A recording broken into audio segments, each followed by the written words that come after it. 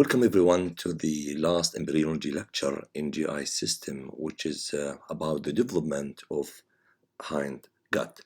So it's good, my friends, to remind you that this is the gut tube, and we know that's formed from foregut, midgut, and hindgut, the last one. So today we will talk about the development of the last part of the gut tube, which is the hindgut. So you know maybe that the derivatives of hindgut are the distal lift of the transverse colon, descending colon, sigmoid colon, rectum, and superior part of the anal canal. And also the hindgut gives the or the endoderm of the hindgut also forms the internal lining of the urinary bladder and urethra. So these kind of the derivatives of the hindgut. And just I would remind you that you know that the proximal two-thirds of transverse colon, or let us say the right two-thirds of transverse colon, derived from the midgut. So that means the border between the midgut and the hindgut at the transverse colon is the between the right two-thirds and the left one-third, in which the blood supply also will be changed. That means the part of transverse colon that derived or comes from the midgut, of course the blood supply will be the superior mesenteric artery, while the left one-third of transverse colon, which is derived from what we are going to talk about, I mean it comes from or derived from the hindgut, so the blood supply will be the inferior mesenteric artery. So as we mentioned, here is again, this is the midgut, in which they are supplied by superior mesenteric artery, and this is what we are going to talk about today, the hindgut, and it's supplied by the inferior mesenteric artery. And we explained that the border between the midgut, or the junction between the segment of transverse colon that derived from midgut and that originate or derive from hindgut, is the change in blood supply from superior mesenteric to inferior mesenteric, as we said. Now, again, yes, this is the hindgut. Look at the hindgut and look at the distal dilated end of the hindgut, what we call it the cloaca. So the cloaca, this is the expanded terminal end of hindgut, and indeed it will be the if we talk about the GI system, it would be the primitive for the rectum and upper part of anal canal. That means the primitive anorectal canal.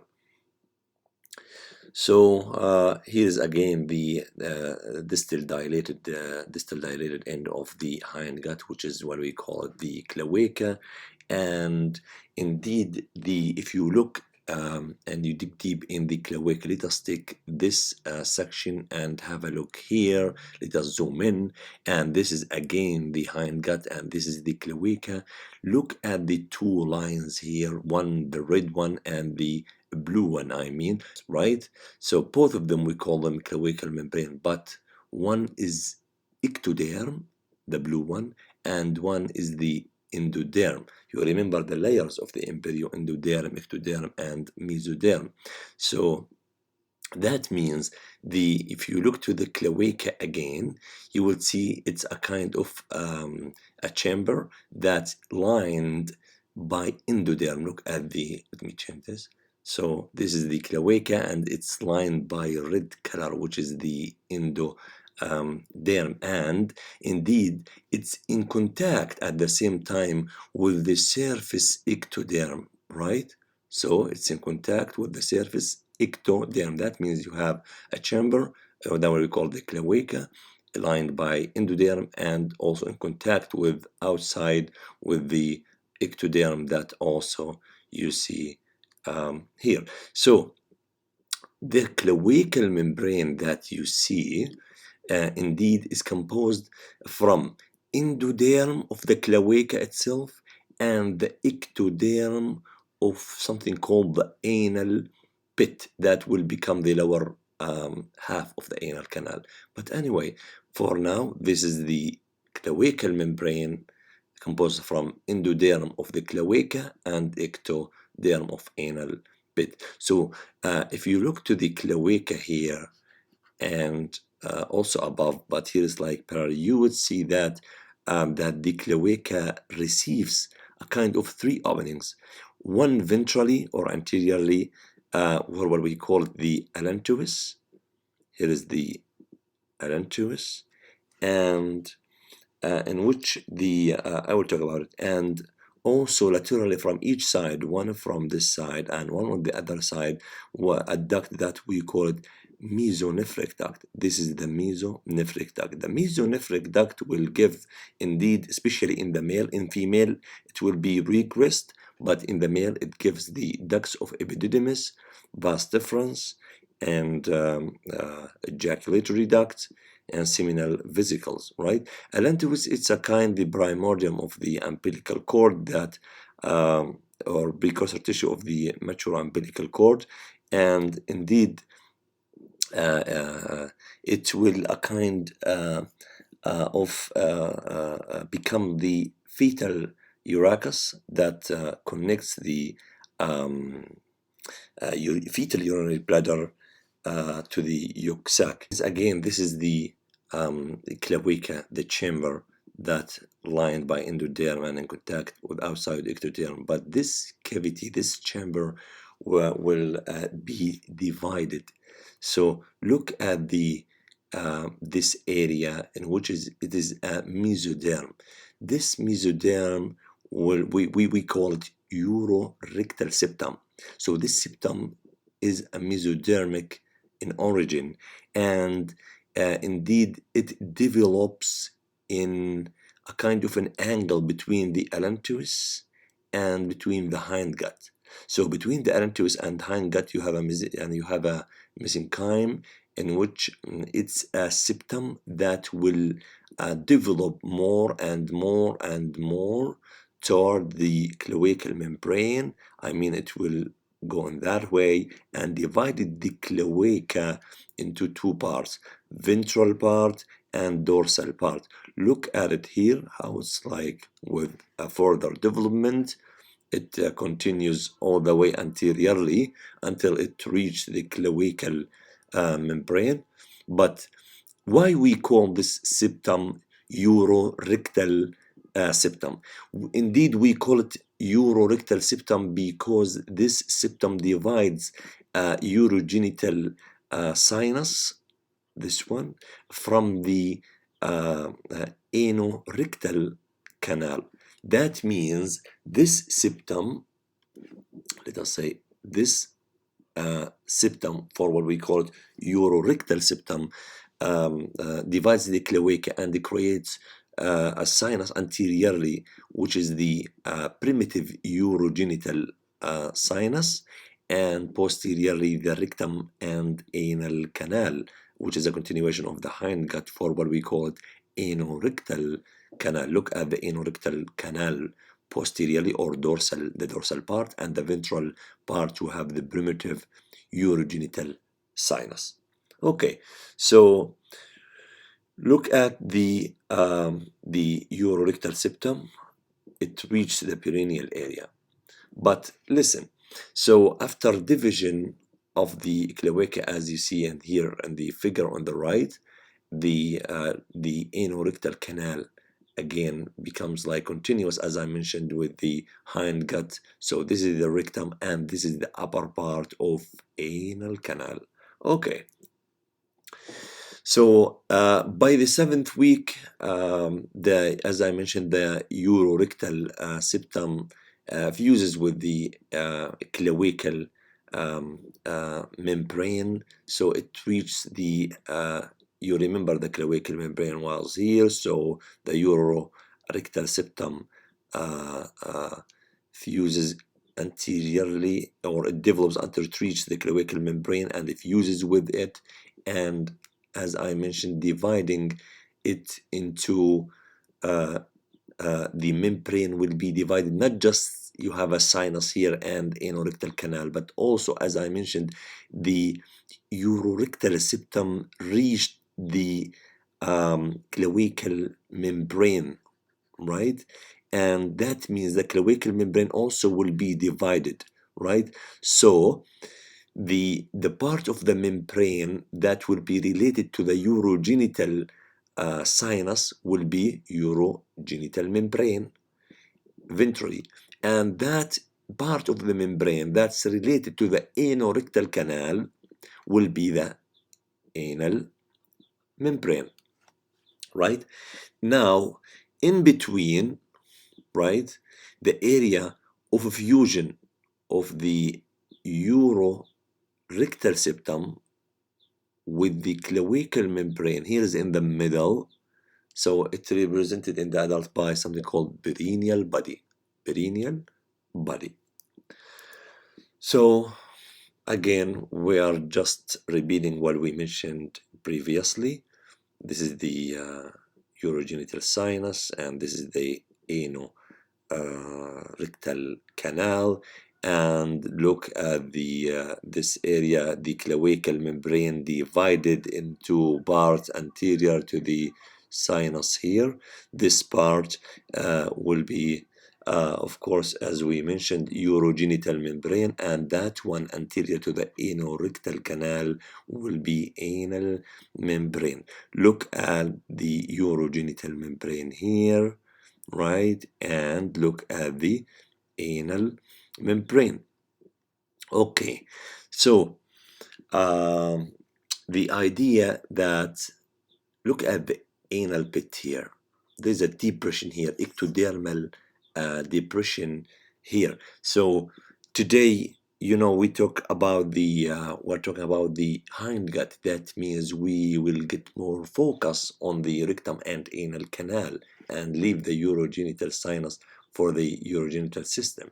So again, this is the rectum and upper part of anal canal, and you have an anal pit here, right? So this is an so the dorsal part of the cloaca, as you know, the aorrectal canal now forms the mucus of the rectum and the upper half of the anal canal. So the anorectal canal you see here forms the rectum and upper part of anal canal. Where is the lower part? The lower part of anal canal would be here, and it developed from proctodium, or what we call the anal pit. That means this is the anal canal, this is the rectum, and this is the anal canal, as you see here. So this is the upper part of anal canal, and this is the lower part of anal canal. So the rectum and upper part of anal canal, they formed from endoderm, while the lower part of anal canal formed from ectoderm, from the anal pit. You see the anal pit, you see this blue color that indicates the ectoderm. So the lower half of the, you see the blue color here, that means it indicates that the lower half of anal canal developed from anal pit, which is an ectoderm depression below the anal membrane. So this is the line of, I would say, the anal membrane. You see the anal membrane was here. So this is the location of the anal membrane that indicates the border between the upper part of anal canal and lower part of anal canal. That means the upper part of anal canal and lower part of anal canal, each one developed from different source. The upper one from endoderm, the lower part from ectoderm. So the anal membrane now should be ruptured at the 9th week to allow the continuity between the two parts, the upper part and the lower part. You know that the upper part, as I mentioned, of the anal mucosa is endodermal in origin, while the lower one is ectodermal. Now in between there is a pectinate line, which is, I would say, the location of the membrane there, right? Is the location of the anal membrane, I mean, right? That rupture to allow the continuity between two parts. So the Pectinate line indicates the junction between of the epithelium derived from ectoderm, of course, of the anal pit, and the endoderm of hind gut. And also, it shows not just the junction of epithelium and the different sources of development, but also the epithelium will be changed from columnar here into non-keratinized stratified squamous here. But the non-keratinized stratified will not continue all the way in the lower half of the anal canal. But indeed, at this line, we call it white line. Now, below this line, the epithelium will be indeed, or it becomes true skin. True skin.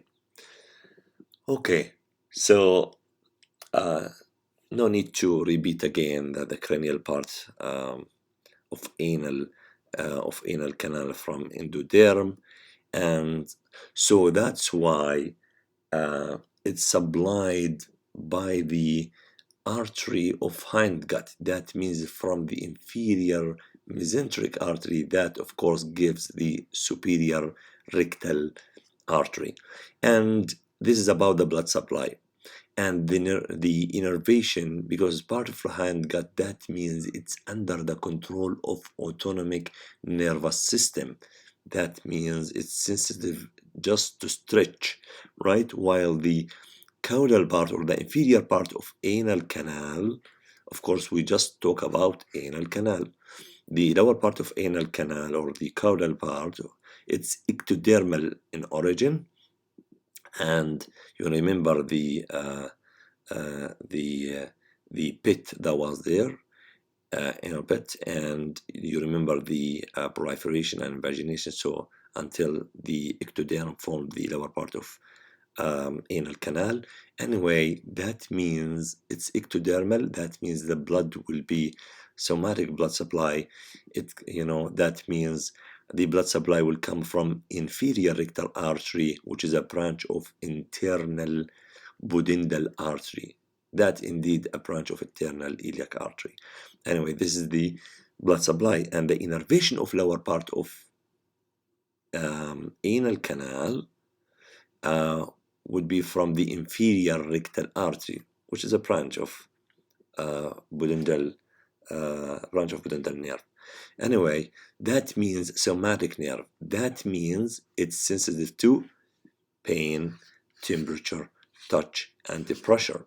That's we will talk about the hemorrhoids and why the external hemorrhoids are like sensitive to pain, temperature, touch, and the pressure, while the internal hemorrhoids are painless and they just sensitive to stretch. Okay. Now, congenital anomaly, sometime you don't have an opening for the anus there, so we call it imperforate anus. Imperforate anus, there is no opening for the anus, and it occurs when the anal membrane, if you remember the anal membrane, you remember the urorectal canal, that's of course guarded by anal membrane. When the anal membrane fails to break down and ruptured, the case will lead to imperforate anus, right? Also, sometime abnormality that's caused mainly